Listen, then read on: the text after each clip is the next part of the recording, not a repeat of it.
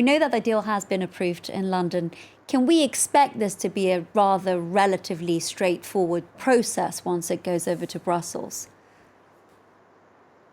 Certainly compared with what we've seen earlier this year, things look straightforward now. The deal was approved by a large majority in the House of Commons, majority of 124, and that reflects the majority that Boris Johnson now has after the general election of last week.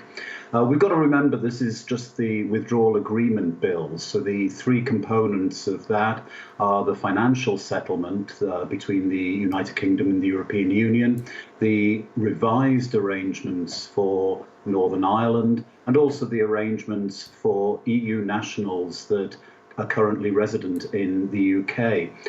An awful lot still has to be done, and what we're going to see in the new year after the UK formally leaves the European Union at the end of January is negotiation over the trade agreement, and that remains almost as vague as ever. We could end up with a very close alignment between the EU and the UK, or we could end up with the UK crashing out on World Trade Organization rules. Is it at this stage, Professor, too early, given that there will be hefty negotiations on trade specifically? Is it too early to assume what the future relationship between the EU and UK would look like?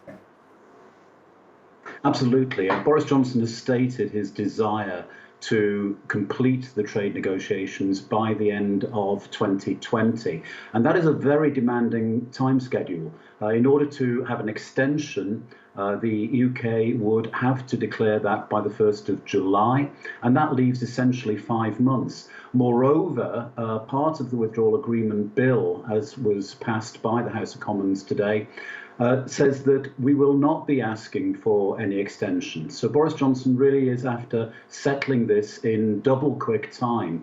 That means that he will essentially have to take a solution off the peg, one way or the other.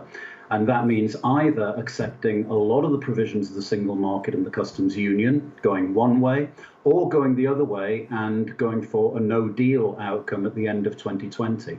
So you're saying one way or the other, but something that we're hearing quite a lot is, assuming that the EU does pass this divorce deal, then the UK would enter an 11-month transition period. What does that look like?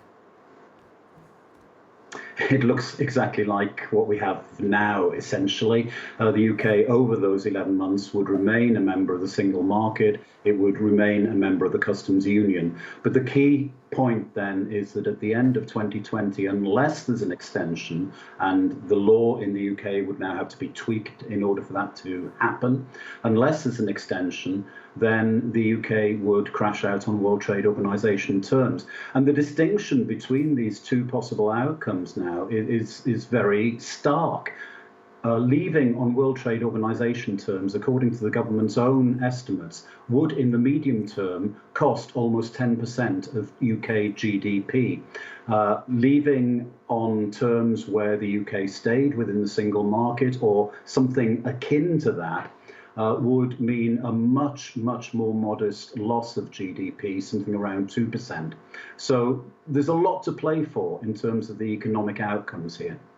Moving away from the economic outcomes, I'd like to discuss with you something, a rather controversial decision by the Tories to drop the commitment to unaccompanied child refugees post-Brexit. Is this, lastly, Professor, a rather worrying sign for where the country might be heading?